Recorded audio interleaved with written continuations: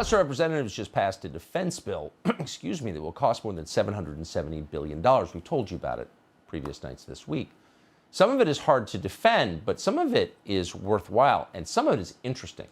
So the bill includes a provision to create a permanent office under the Defense Secretary that will be tasked with investigating reports of UFOs.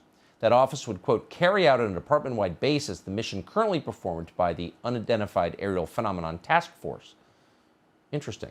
It's unclear if the Senate will approve that provision. We'll be watching. Lou Elizondo led the Pentagon's secret UFO task force for years. He joins us tonight to assess. Lou, thanks so much for coming on. So what would this do if it becomes law, and do we need it?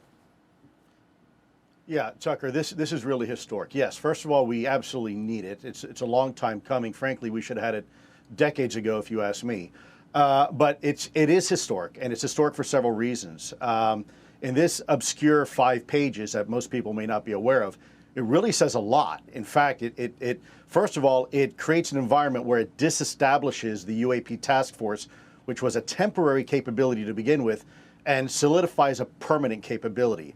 2, it also forces the Secretary of Defense to report on an annual basis to Congress what we've learned about UAPs. 3, it also requires us to now work with our international friends and allies.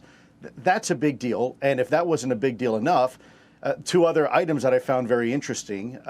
Number 4 is that it, and you kind of broke this story a few years ago, it requires any recovered material associated with UAPs to finally be reported to Congress. And then last but not least, it also requires the government to report to Congress any adverse medical effects that have been encountered by our pilots who may have come up close and personal to these UAPs.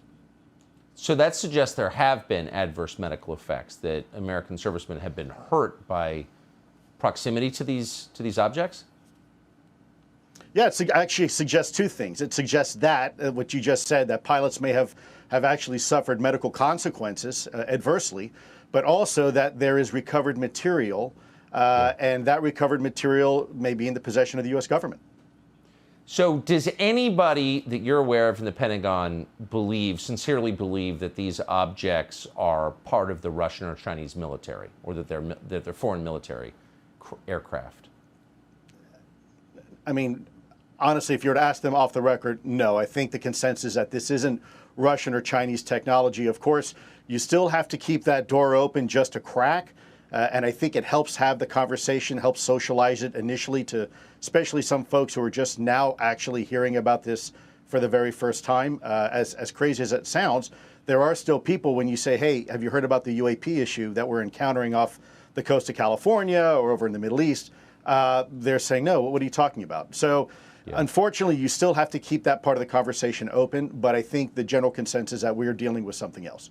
Yeah, something else. I mean, why is this not the biggest story ever of our lifetimes? And of course it is. Lou Elizondo, thank you so much for all your efforts on this. Always my pleasure. Hey, Sean Hannity here. Hey, click